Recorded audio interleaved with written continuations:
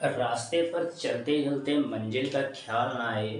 रास्ते पर चलते चलते मंजिल का ख्याल ना आए तो आप सही रास्ते पर जा रहे हैं। हेलो दोस्तों, स्वागत है आपका अपने यूट्यूब चैनल मैं डोजो मैं सिद्धार्थ। आज की वीडियो में देखेंगे हम एक्सरसाइज 3.2। एक्सरसाइज जो हमारी है वो 3.2 है। ठीक है, ये 3.2 जो है वो चैप्टर 3 का चैप्टर नाम है वो क्या है। चैप्टर का जो नाम है वो कौन सा है? दो रेखिक वाले समीकरण युग्म, ये लेसन का नाम है। उसकी एक्सरसाइज जो है वो हम 3.2 को एक एक सवाल को देखते हैं। बहुत ही बिंदास तरीके से देखेंगे, आप लोगों को कोई भी कहीं पर कोई भी दिक्कत नहीं होगी। बस वीडियो को बिना स्किप किए पूरा वीडियो देखना है। चलो वीडियो को स्टार्ट करते हैं। इस वीडियो में हम जो हमारी ये बुक है चित्रा प्रकाशन की, इसका हम एक एक सवाल पढ़ेंगे और बहुत ही अच्छी बुक है एनसीईआरटी सॉल्यूशन। हमारी वीडियो में जितने भी वीडियो हमारे पाओगे वो सारे एनसीईआरटी सॉल्यूशन होंगे जो सरकार ने मान्यता प्राप्त की है एनसीईआरटी की। उसके सारे वीडियो आप एक एक सवाल का पाओगे। ठीक है, तो आज की वीडियो में हम स्टार्ट करते हैं। इसकी एक्सरसाइज जो है वो कौन सी 3.2 उसको हम स्टार्ट करते हैं। आपको सवाल स्क्रीन पर दिख रहा होगा। देखिए सवाल क्या कहता है।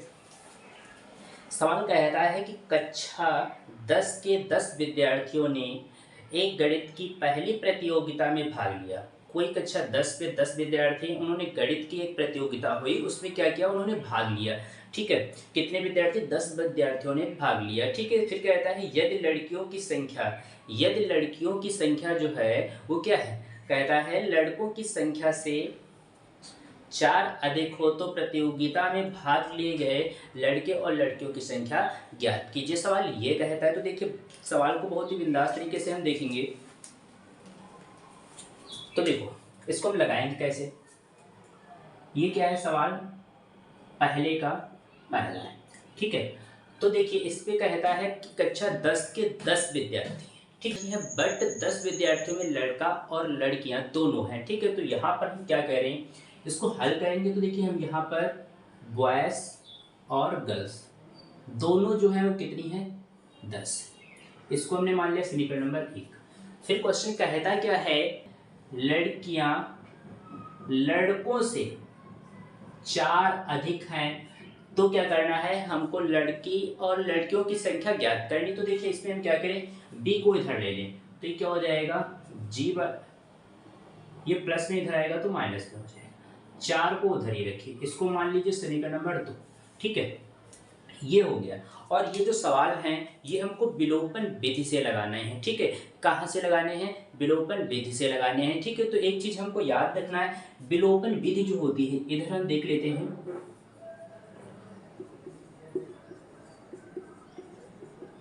विलोपन विधि, विलोपन विधि का मतलब होता है, विलोपन का मतलब ही हम समझ रहे हैं। विलोपन का मतलब क्या होता है कि किसी भी संख्या को विलुप्त करना। ठीक है,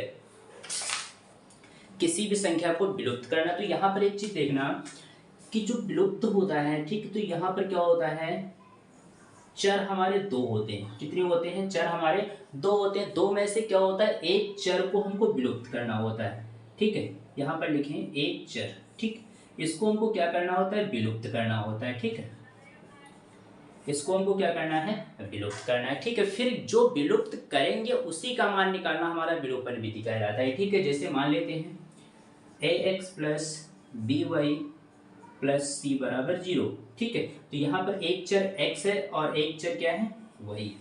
तो इसमें से हम क्या करेंगे, एक को विलुप्त कर देंगे, हटा देंगे। फिर जिसको हटाएंगे उसी का मान भी हम क्या करेंगे, जैसे कि हमने x को हटाया तो y का मान हम क्या करेंगे, इसी की सहायता से इसका भी हम याद कर लेंगे। ठीक है, तो देखिए इस प्रकार से हम क्या करेंगे, 2 समीकरण बन गए, विलोपन विधि भी हमने समझ लिया क्या होता है। ठीक है, अब देखो हम क्या करेंगे, फिर समीकरण नंबर 2 समीकरण बनने के बाद में हम क्या करेंगे, समीकरण नंबर दोनों को हल कर लेते हैं। हल कैसे करेंगे, या तो हम जोड़ेंगे या घटाएंगे। तो देखिए यहाँ पर दोनों के गुणांक, दोनों समीकरण में 2 चर होंगे तो दोनों चरों के क्या होंगे, कम से कम एक के गुणांक जो है वो क्या होने चाहिए, सेम होने चाहिए। तो जब सेम होंगे तब उसको हम या तो जोड़ सकते हैं या घटा सकते हैं। तो देखिए यहाँ पर देखिए सबके हैं, तो देखिए एक प्लस का एक माइनस का, तो हम क्या कर रहे हैं, यहाँ पर समीकरण नंबर 1 प्लस समीकरण नंबर 2 को हम क्या करें, जोड़ते हैं। तो देखिए समीकरण नंबर 1 जो है वो क्या है, b प्लस जी बराबर 10 और फिर क्या, थोड़ा इसको सही करके लिख ले, तो यहाँ पर b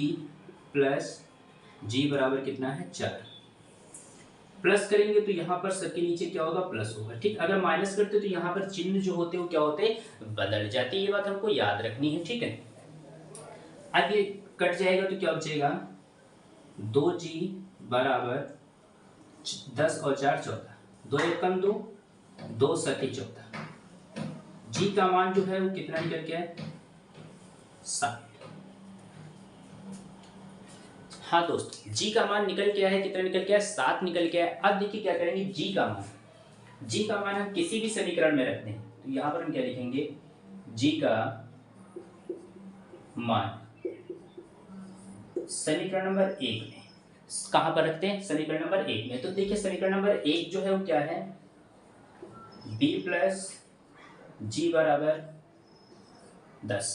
ठीक है, तो g का मान हमारा कितना निकला, 7 निकला। तो g की जगह पर हम कितना रखते हैं, 7 रख देंगे तो हमारा उत्तर निकल आएगा। तो देखिए यहाँ पर हम क्या लिखेंगे, b का भी मान निकल आएगा 7 बराबर 10।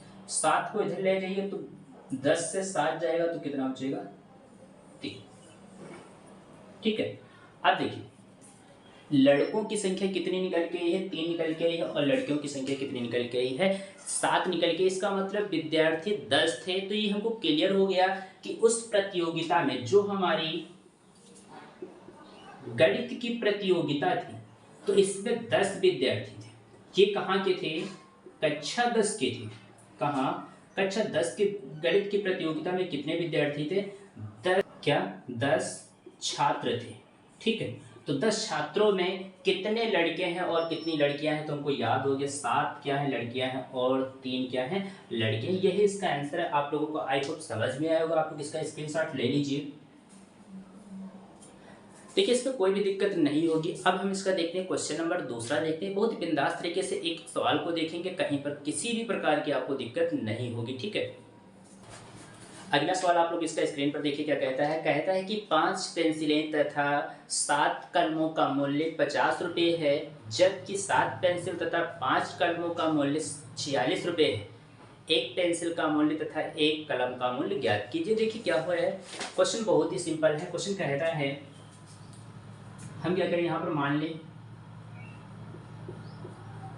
माना एक पेंसिल का मूल्य x रुपये मान लिया, तथा एक कलम का मूल्य y रुपये, ये हमने मान लिया। अब क्वेश्चन कहता है, पहली स्थिति में कहता है कि 5 पेंसिल 7 कलम 50 रुपये की। देखिए थोड़ा ध्यान से ध्यान देंगे हम। क्वेश्चन कहता है 5 पेंसिल, तो देखिए पहले कहता है 5 पेंसिल कितनी, एक पेंसिल का मूल्य हमने x माना था, कितनी है 5, तो इसको क्या करेंगे 5x हो जाएगा। जोड़ देंगे 7 पेन कहता है। ठीक है, तो 7 कलम, तो इसको हम क्या मान लें y, 7y माना था। दोनों का जोड़ जो है वो कितने हैं, 50 रुपये का है। ठीक है, इतनी बात आप लोगों को समझ में आ गई होगी। पहली कंडीशन ये है। दूसरी कंडीशन में कहा है कि अब अगर हम 7 पेंसिल और 5 कलम को खरीदें तो वो जो है कीमत कितनी है, 46 रुपये की। ठीक, तो यहां पर क्या करेंगे, 7x प्लस 5y बराबर 46। ठीक है, इसको क्या मान लेंगे हम, समीकरण नंबर 2 मान लेंगे। इसके बाद देखिए क्या करेंगे, अब यहाँ पर अगर थोड़ा ध्यान दें तो यहाँ पर देखिए x और y के दोनों समीकरण से कोई भी डिजिट जो है वो क्या है, सेम नहीं दिख रही। तो हमको सेम बनाना है। तो देखिए सेम कैसे बनाएंगे हम, देखिए अगर हम x को गायब करें तो यहाँ पर क्या करें, यहाँ पर 7x है, यहाँ पर 5 है, तो 7 तो 5 से 35 हो जाएगा। इसको अगर 7 से गुणा कर दें और इसको अगर 5 से कर दें तो क्या हो जाएगी, x की वैल्यू जो होंगी वो क्या होंगी, बराबर हो जाएंगी। कोई जरूरी नहीं, अगर हम y को विलुप्त करना चाहें तो y यहाँ पर कितना है 7, यहाँ पर क्या है 5, तो पहले समीकरण को यहाँ पर किससे कर दें, 5 से, और इसको कर दें 7 से, तो y भी विलुप्त हो जाएगी। इसमें कोई घबराने की बात नहीं है कि सर आपने x किया और हमारा मन y कर रहा है विलुप्त करने का, तो कोई दिक्कत नहीं है। हम यहाँ पर क्या करेंगे, 5 से गुणा कर देंगे और यहाँ पर 7 से गुणा कर देंगे तो हमारा क्या होगा, y भी विलुप्त हो जाएगा। ठीक है, अब देखिए इतना करने के बाद हम क्या करने के बाद हम लिखेंगे यहाँ पर समीकरण नंबर 1 माइनस समीकरण नंबर 2। 1 को हम क्या करेंगे, 2 से घटा देंगे। तो देखिए 7 बचे 35x प्लस 7 सत्ती 49 y बराबर 7 बचे 35, तो कितना हो जाएगा 350। इसको हम हो जाएगा ये भी 35 प्लस 55 25 y। अब इसकी गुणा करें तो कितना हो जाएगा, 5 छक्का 30 का 0 हासिल लगा 3, 4 पंचे 20 और 3 23। अब क्या करना है, हमको माइनस करना है, तो यहाँ पर चिन्ह जो है वो क्या हो जाएंगे, बदल जाएंगे। ठीक, ये बात हमको याद रखना है। तो ये हमारा क्या होगा, डिवाइड हो जाएगा। तो देखिए बचेगा क्या हमारा, 9 से 5 जाएगा तो कितना बचेगा, 4 बचेगा, और 2 से 2 जाएगा तो कितना बचेगा, तो कितना बचा 24। इसको माइनस करें, 0 से 0 जाएगा तो 0 बचेगा, 5 से 3 जाएगा तो कितना बचेगा, 2 बचेगा, और 1 से 2 जाएगा तो कितना, 3 से 2 जाएगा तो कितना बचेगा 1। फिर इसको डिवाइड कर लें तो y का मान जो है कितना आएगा, देख लेते हैं 24। इसको अगर 2 से काटे तो 60 आएगा, ये कितना आएगा 12, 12 एकम 12, 12 पंचे 60। तो y का मान जो निकल के आया है वो कितना निकल के आया है 5। हाँ दोस्तों, y का मान कितना निकल के आया है 5। अब क्या करें, हम इसी प्रकार से y का मान जो है हम कहाँ पर रखते हैं, या तो समीकरण नंबर 1 में रखते हैं या तो समीकरण नंबर 2 में रखते हैं। तो देखिए यहाँ पर क्या लिखेंगे हम, y का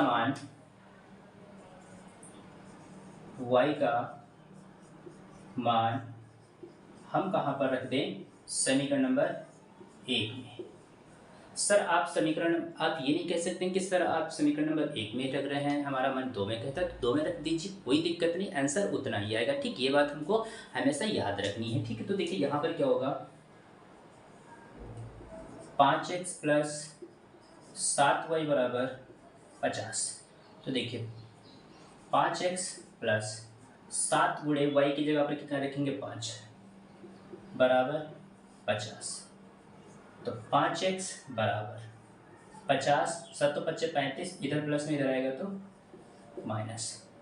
तो 5x बराबर कितना बचा 15, कितना बचा 3, 5 एकम 5, 5 तिया 15। x की वैल्यू कितनी है और y की वैल्यू कितनी है 5। इसका मतलब जो है हमारा जो पेंसिल होगा, ठीक है, वो हमारा 3 रुपये का होगा, और कलम जो होगा वो क्या होगा 5 रुपये का होगा। यही हमारा क्या है उत्तर है। हाँ, आई होप आप लोगों को ये सवाल समझ में आया होगा। आप लोग इसका स्क्रीनशॉट ले लीजिए। देखिए कहीं पर किसी भी प्रकार की कोई भी दिक्कत नहीं होगी, बस सवाल को देखिए, वीडियो को बिना स्किप किए देखना और एक एक पॉइंट हमको समझते चलना है, कहीं पर कोई भी दिक्कत नहीं होगा। ये ऐसा वीडियो आपको मिलेगा कि इस वीडियो के बाद आपको मैं ये दावे के साथ कहता हूँ कि आपको किसी भी दूसरे टीचर की ज़रूरत और किसी भी वीडियो और किसी की मदद की ज़रूरत नहीं पड़ेगी, क्योंकि हम इतनी बिंदास तरीके से बता रहा हूँ। सवाल में हर पॉइंट पर बोलते चलता हूँ, जिससे कि आपका डाउट जो है वो क्या हो, सारा क्लियर होता हुआ चले। ठीक है, अब